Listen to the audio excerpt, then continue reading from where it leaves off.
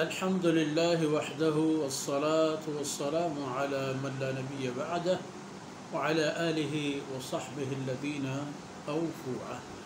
أعوذ بالله من الشيطان الرجيم.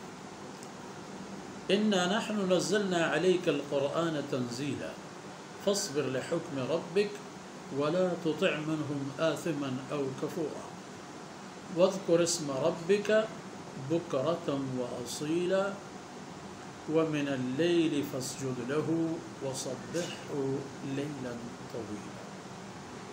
سبحانك لا علم لنا إلا ما علمتنا إنك أنت العليم الحكيم.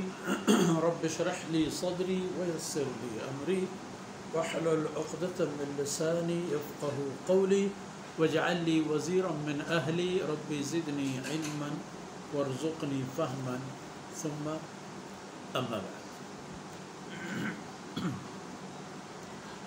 گرامی قدر بھائیوں بہنوں اور عزیز بچوں، اب جناب رسول اللہ صلی اللہ علیہ وسلم کی طرف متوجہ ہو کر ان آیتوں کے ذریعے سے آن حضرت صلی اللہ علیہ وسلم کو فرمایا جا رہا کہ چونکہ آپ مشعل راہ ہیں، چونکہ آپ نمونہ ہیں، چونکہ آپ روشن چراغ ہیں، چونکہ آپ ہادی ہیں، راہبر ہیں، منزل ہے، اس لیے آپ یہ کچھ اعمال انجام دیں. آپ کی دیکھا دیکھی آپ کے متبعین، آپ کے پیرو بھی یہی کچھ کریں گے، ان کو بھی یہی کچھ کرنا ہوگا. یہ جو لمبا سفر درپیش ہے، یہ جو الگ دنیا جس میں منتقل ہونا ہے، وہاں کی ضروریات بھی لیتے جاؤ، وہاں کی تیاری بھی کرتے جاؤ. اور سب سے بڑا اور اہم معاملہ یہ ہے کہ قرآن، اہم ترین چیز یہ قرآن، روح کائنات قرآن ہے. تو پہلی بات یہ ہے کہ آپ امت کو قرآن پر لیں. انا نحن نزلنا عليك القرآن تنزيلا، یہ تو حقیقت ہے جس میں کوئی شک نہیں کہ قرآن کو میں نے آپ پر اتار دیا ہے حسب حال بتدریج. یہ اللہ کی باتیں ہیں، کسی اور کی نہیں. اور اس قرآن کی تدوین و ترتیب میں آپ کا تو کوئی کردار ہی نہیں. باتیں کس کی ہیں وہ جانے، اور اس کے احکامات جانے. وہ اللہ کی باتیں جو اپنے بندوں کے لیے اللہ رب العزت نے ارسال فرمائے. آپ تو قاصد ہیں، رسول ہیں، اللہ کی باتیں پہنچانے والے، خیر خواہ اور لوگوں کی بھلا سوچنے والے ہیں. تو انا نحن نزلنا علیک القرآن تنزیلا، یہ قرآن ہم نے آپ پر نازل فرما دی ہے بتدریج، اپنے ثوابدید کے مطابق. اب آپ کے لیے کیا حکم ہے؟ فاصبر لحکم ربک، جمے رہ اللہ کی بات پر، ثابت قدم رہ جا اللہ کی بات. اصل میں جو آن حضرت صلی اللہ علیہ وسلم کی دعوت بڑھتی چلی، معاملہ نے وسعت اختیار کی، تو کفار و مشرکین قریش کی ہٹ درمی اور ان کے عناد اور ان کے آنا اور ان کے یہ جو شیطانی صفات تھے وہ بھی سرایت کرنے، انہوں نے بھی میدان میں اترنے کا فیصلہ کیا. تو پھر انہوں نے ہر حربہ استعمال کیا اور آخر میں آن حضرت صلی اللہ علیہ وسلم کو پرکشش آفر بھی کی کہ بھئی ویسے بھی تو آپ ہمارے سب سے بہترین آدمی ہیں، کیا چاہیے آپ؟ پورے مکہ کی مال جائیداد آپ کو دیں گے، مکہ کی بہترین خواتین سے آپ کی شادی کرا دیں گے، آپ بولیں مجھے یہ چاہیے وہ چاہیے وہ چاہیے، وہ آپ کو ملے گا۔ آپ بات یہ چھوڑ دیں، یہ بات چھوڑ، لا الہ الا اللہ کا دعویٰ چھوڑ دیں۔ فرمایا وَلَا تُطِعْ مِنْهُمْ آثِمًا أَوْ كَفُورًا، یہ جو آپ کو دعوت دیتے رہیں گے ان میں سے کسی بھی کافر اور گناہگار مجرم کی بات نہیں ماننی ہے آپ کو، ان کی باتیں قابل قبول نہیں ہیں، ان کی باتوں پر توجہ نہیں دیجیے گا۔ اس کے بجائے فاصبر لحکم ربک، اللہ کے حکم پر، اللہ کے فرمودات پر ثابت قدم رہو، جم کر۔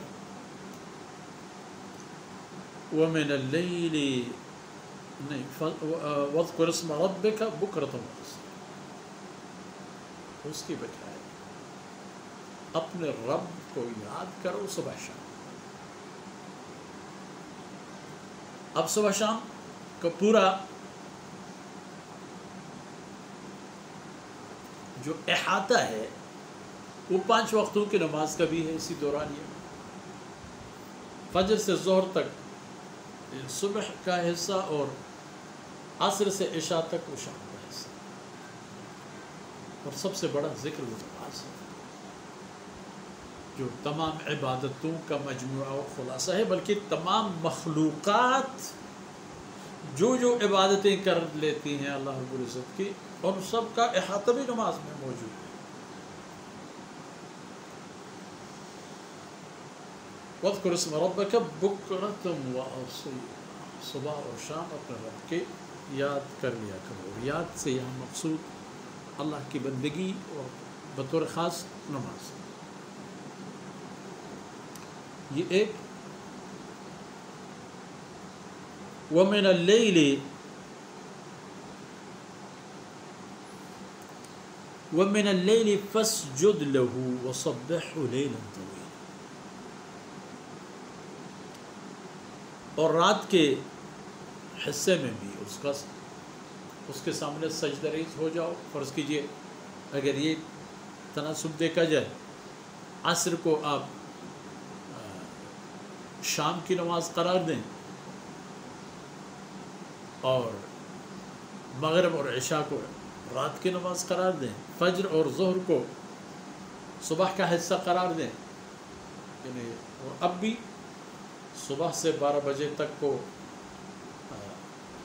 ایوننگ کہتے ہیں، مارننگ، یعنی صبح کا حصہ، صبح کا حصہ۔ انگریزی کی بات چھوڑیں، اپنے اردو کی بات کریں تو ان کو صبح کا حصہ کہیں، اور 12 بجے کے بعد جب 1 بج جائے تو شام کا حصہ سمجھا جائے گا آج بھی۔